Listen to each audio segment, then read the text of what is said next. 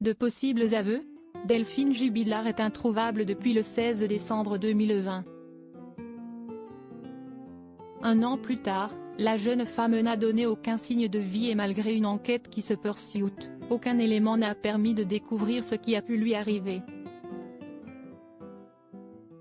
Le principal suspect de cette affaire est son mari, Cédric Jubilard, qui a été mis en examen pour homicide volontaire sur conjoint le 18 juin dernier. Il est incarcéré à la prison de Toulouse 16 depuis et il semblerait qu'il ait parlé. Selon les informations publiées par Le Parisien ce samedi 18 décembre, le père de famille a discuté avec un co-détenu malgré son isolement. Le journal explique qu'il aurait donné des précisions concernant la disparition de son épouse et aurait même indiqué où se trouve son corps. Il a tué Delphine et l'a enterrée près d'un arbre situé à proximité d'une ferme qui a brûlé, peut-on d'abord lire. Par la suite, il est indiqué que le père de famille aurait expliqué que plusieurs personnes de son entourage détenaient cette information et l'un d'entre eux l'a même aidé à transporter et enterrer le corps de Delphine Jubilard. De plus, il aurait également pu compter sur un autre pour lui fournir une aide logistique en mettant un véhicule blanc à disposition, a conclu le journal. Cédric Jubilard a-t-il avoué le meurtre de son épouse ou voulait-il simplement impressionner son co-détenu? Des informations complémentaires. D'après ce détenu, Cédric Jubilard aurait également affirmé avoir pu compter sur le soutien de sa nouvelle compagne, Séverine L. En effet, elle serait informée de la localisation du corps de Delphine Jubilard selon ses propos.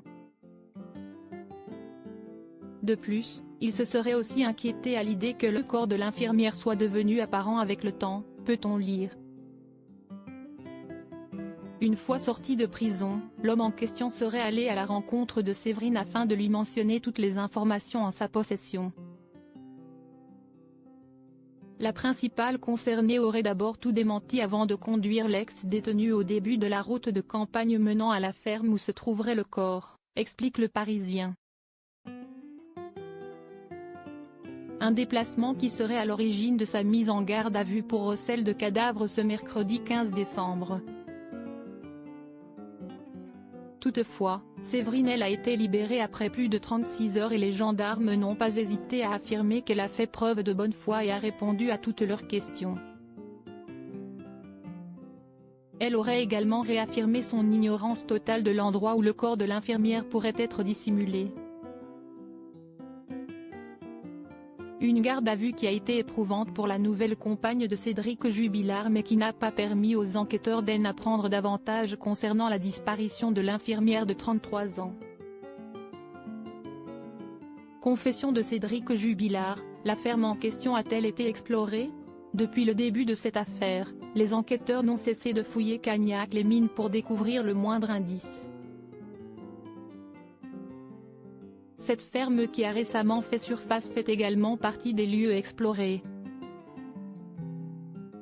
En effet, elle a été fouillée par les gendarmes le lendemain de la disparition de Delphine, a assuré Le Parisien.